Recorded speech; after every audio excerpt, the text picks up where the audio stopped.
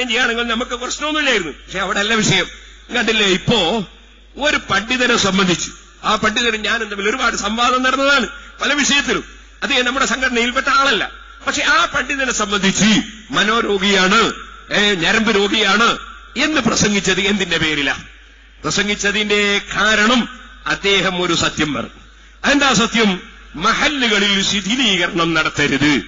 അത് നമ്മൾ നേരത്തെ പറഞ്ഞുകൊണ്ടിരിക്കുന്ന സത്യമാണ്. അത് അദ്ദേഹം ഒന്ന് പറഞ്ഞപ്പോഴേക്ക് അദ്ദേഹം മനോരോഗിയാണ് എന്ന് പറഞ്ഞില്ലേ? ഞാൻ ചോദിക്കുന്നു, ഇതെന്തൊരു ഫത്വയാണ്? ഇതെന്തൊരു ഫത്വയാണ്? ചോദിക്കട്ടെ, എന്തിന് മഹല്ലുകളിൽ ശിഥിലീകരണം നടത്തണം?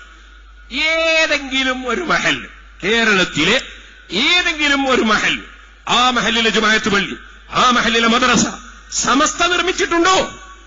സമസ്ത ഞങ്ങളുടേതാണ് സമസ്തയെന്ന് വാദിക്കുന്ന കക്ഷികൾ ഞങ്ങളുടേതാണ് മദ്രസ, ഞങ്ങളുടേതാണ് പള്ളി, ഞങ്ങളുടേതാണ് മഹല്ല് എന്ന് വാദിക്കുന്നു. ആ വാദത്തിന് എന്താർത്ഥമുള്ളത്?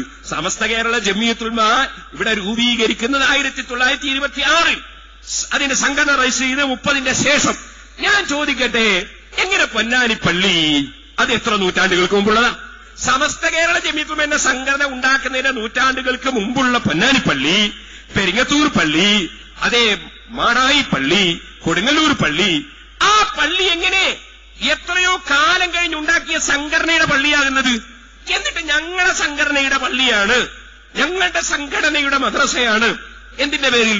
ഒരു വിദ്യാഭ്യാസ ബോർഡിന്റെ സിലബസ് പുസ്തകം സ്വീകരിക്കാൻ തുടങ്ങിയാൽ, ഇപ്പൊ നമ്മള് NCERTയുടെ പുസ്തകം നമ്മുടെ സ്കൂളിലേക്ക് വാങ്ങും, ചിലപ്പോ വേറെ ഏജൻസിയുടെ പുസ്തകം വാങ്ങും.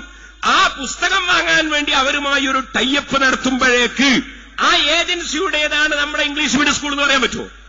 അതിനൊരു കമ്മിറ്റി ഉണ്ടാവൂലേ? അതുപോലെ ഓരോ നാട്ടിലുമുള്ള ജനങ്ങൾ അവരുടെ ഉപ്പാപ്പയും ഉമ്മാമയും അവരുടെ മുൻഗാമികളും അവരുടെ കാതിലതും കയ്യിലതും ഒക്കെ എടുത്ത് ഉണ്ടാക്കിയ പള്ളികൾ അത് സമസ്തയുടെ പള്ളിയാണെന്ന് എന്തവകാശവാദമാണ് ഉന്നയിക്കുന്നത്?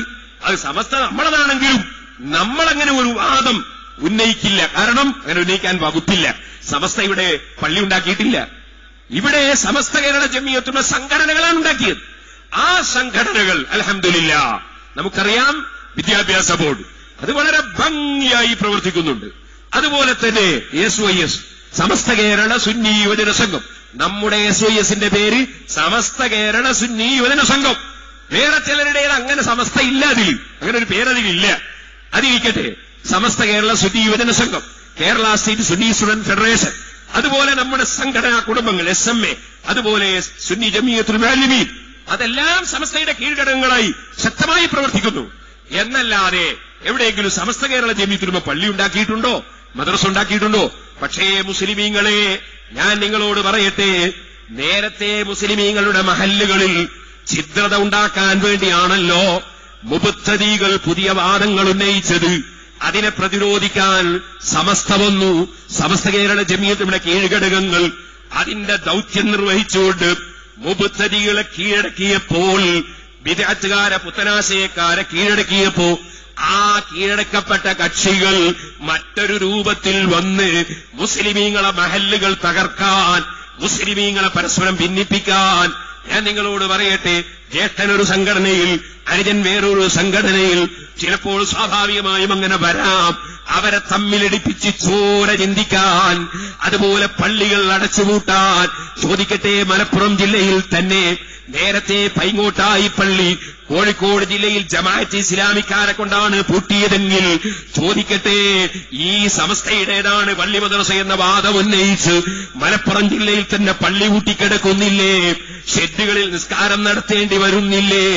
നേരത്തെ ബിദ്അത്തുകാർ കൊണ്ടുവന്ന ശിഥിലീകരണ പ്രവർത്തനം, അനൈക്യത്തിന്റെ പ്രവർത്തനം, അതിന് നേതൃത്വം നൽകാൻ ചില സംഘടനകൾ ഗൂഢമായ ശ്രമം നടത്തി മുസ്ലിമീങ്ങളെ ഭിന്നിപ്പിക്കുന്ന കാഴ്ച കണ്ടിട്ട് വേദനിച്ചതിന്റെ പേരിൽ ഒരു പണ്ഡിതൻ, രണ്ടിലും കക്ഷിയല്ലാത്ത ഒരു പണ്ഡിതൻ, ആ അദ്ദേഹത്തിന്റെ വേദന പറഞ്ഞപ്പോ അദ്ദേഹത്തെ മനോരോഗി എന്ന് പറഞ്ഞ് പരിഹസിക്കാൻ ഭിന്നിപ്പിക്കാനല്ലേ കക്ഷികൾ ശ്രമിച്ചിട്ടുള്ളത്.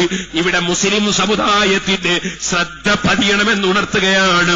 മഹത്തായ സമസ്തയെ തകർക്കാൻ വ്യാജരേഖയുണ്ടാക്കി എന്നിട്ട് ഞങ്ങളുടേതാണ് സമസ്തയെന്ന് വ്യാജവാദം ഉന്നയിച്ച് എന്നിട്ട് ആ സമസ്തയുടേതാണ് കേരളത്തിലുള്ള പള്ളി മദ്രസകളെന്ന് വാദിച്ച് എല്ലാ മഹല്ലുകളിലും ഭിന്നിപ്പുണ്ടാക്കാൻ നേരത്തെ മുജാഹിദ് നടത്തിയ ശ്രമം, ജമാഅത്തെ ഇസ്ലാമി നടത്തിയ ശ്രമം, അതിനെ നമ്മുടെ സംഘടനകൾ ഒന്നിച്ചു നിന്ന് പരാജയപ്പെടുത്തിയപ്പോ മുസ്ലിമീങ്ങളെ ഭിന്നിപ്പിക്കാൻ വേണ്ടി മഹല്ലുകൾ തമ്മിൽ തല്ലുണ്ടാക്കി പള്ളികൾ അടച്ചുപൂട്ടിയിട്ട് മുസ്ലിമീങ്ങളുടെ ശത്രുക്കളെ, ഇസ്ലാമിന്റെ ശത്രുക്കളെ ചിരിപ്പിക്കാൻ, സന്തോഷിപ്പിക്കാൻ ഈ മറുപക്ഷത്തുള്ള കക്ഷികൾ തീവ്രമായ ശ്രമം നടത്തുകയല്ലേ ചെയ്യുന്നതെന്ന് ബുദ്ധിയുള്ളവർ ആലോചിക്കണമെന്ന് മാത്രം ഞാൻ ഈ സമയത്ത് ഉണർത്തുകയാണ്. അതുകൊണ്ട് ഒറ്റ കാര്യം പറഞ്ഞു നിർത്തട്ടെ.